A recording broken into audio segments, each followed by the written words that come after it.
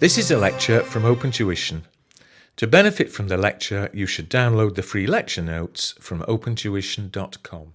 Capital gains tax is one of the major taxes that you will have to deal with in the TX UK variant exam.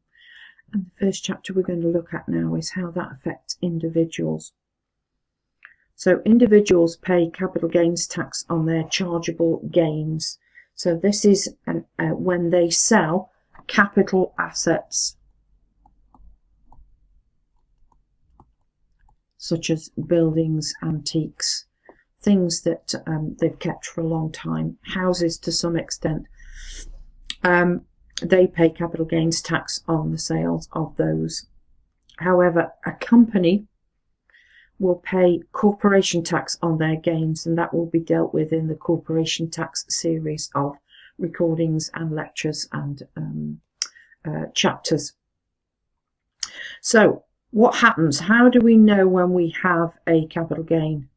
So we have a chargeable disposal of a chargeable asset by a chargeable person. So let's look at each one of those individually.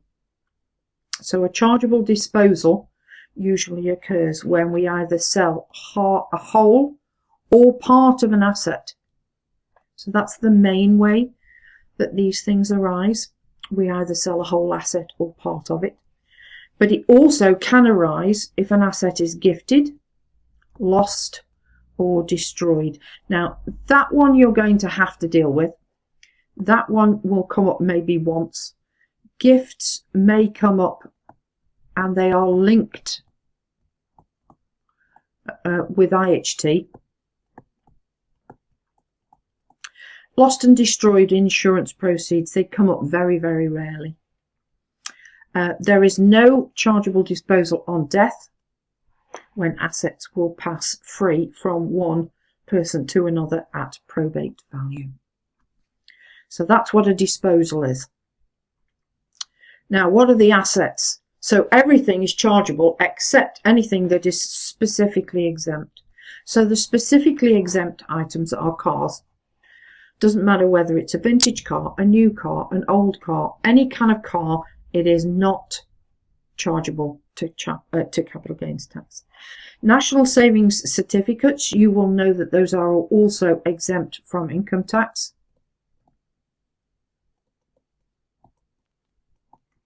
Foreign currency, so when you go and you change your money, you won't have to pay tax on that. Decorations for bravery, medals, awards, anything that you have won. So that includes shirts for footballers, rugby players, that sort of thing. Gold medals, silver medals, bronze medals for athletic prowess, or medals for war. If they are sold by the person who achieved them, they're exempt. If you buy them, you bought them as an asset because you know that they will appreciate in value and go up. Therefore, you will have to pay capital gains tax on that. So it's only bravery by the person who won or achieved. Okay. Damages for injury, life insurance policies, work of art given to national galleries, that sort of thing. Gilt-edged securities, QCBs, certain chattels, and investments in an ISA. Those are the main ones that you're going to come across. And as you do the questions, you'll get more familiar with the type of thing that they are asking for. So a chargeable person is anybody resident in the UK. You'll find the residence rules in the income tax chapter because they are liable to CGT on their worldwide assets. And again, we have a computation and it looks like this. We have disposal proceeds. That's basically what you got for it. So that's the sales proceeds. There are times when you need to use market value. We'll look at that in a moment. Less any selling expenses. Okay. They are sometimes called incidental costs of sale. And we will look at those in a moment. And then the cost. What did you pay for it when you bought it?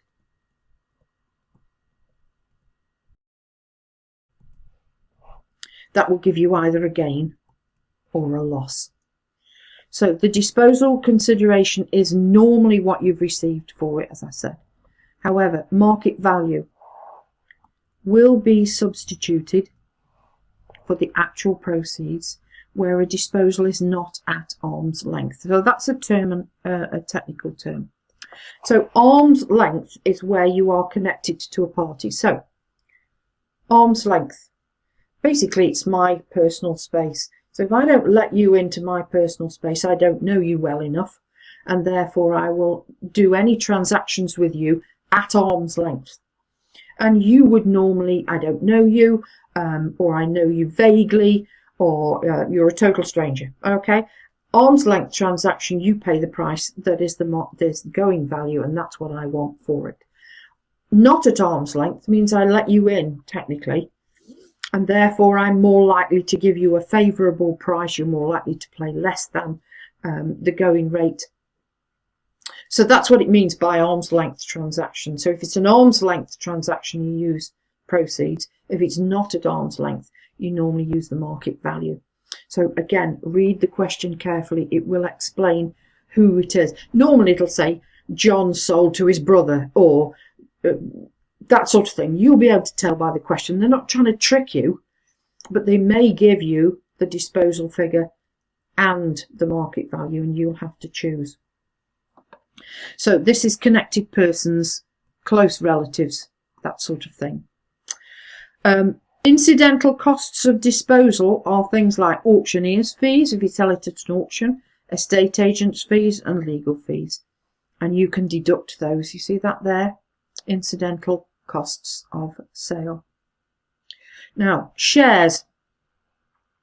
When quoted shares are gifted or sold, the value may not be given to you in the exam. So you don't know how much each share was worth.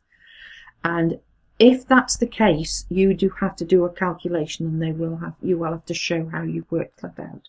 And you calculate it using the mid price based on the day's quoted prices. These are where shares are on the stock exchange.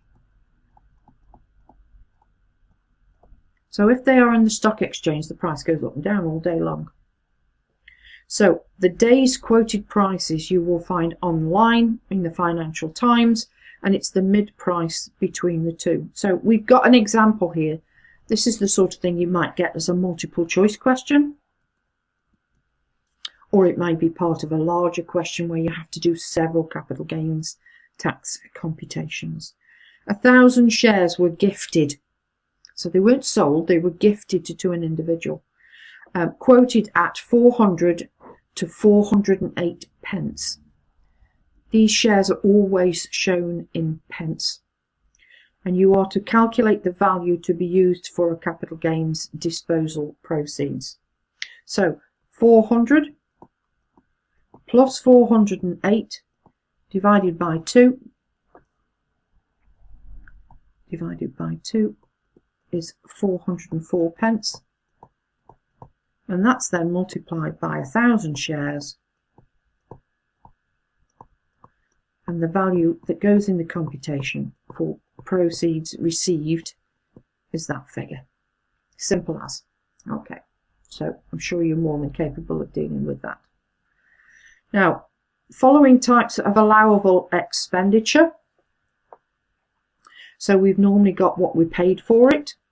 If it was, so that's basically what we paid. Okay, let's highlight that. If you inherited it, it will be probate. That's the figure that the government have used to determine the value of the asset when you inherited it. You can also have, so that's when you bought it, you can also have expenditure on enhancing the value of that asset. It has to be capital. And it normally is things like extensions. So you bought a building, you extended it at a different date. That's also a capital expenditure which needs to be dealt with in the capital gains tax computation, as opposed to a revenue expenditure which is dealt with in the property calculation for income tax purposes. You may get also legal fees, surveyor's fees, any stamp duty. And a loss occurs if the costs exceed the proceeds.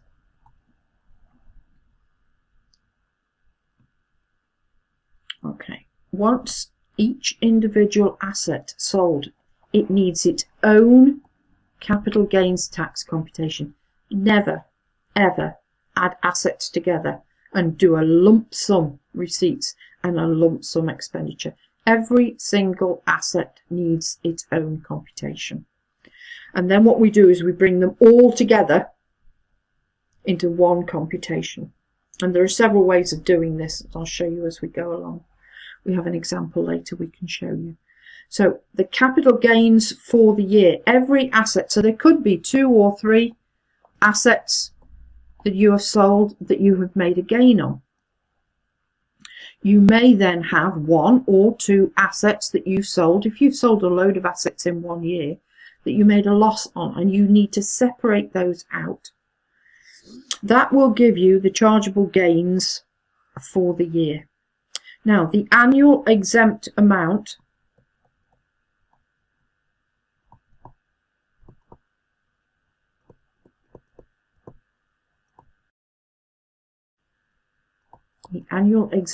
this year is 6,000. It's in the rates. Always check.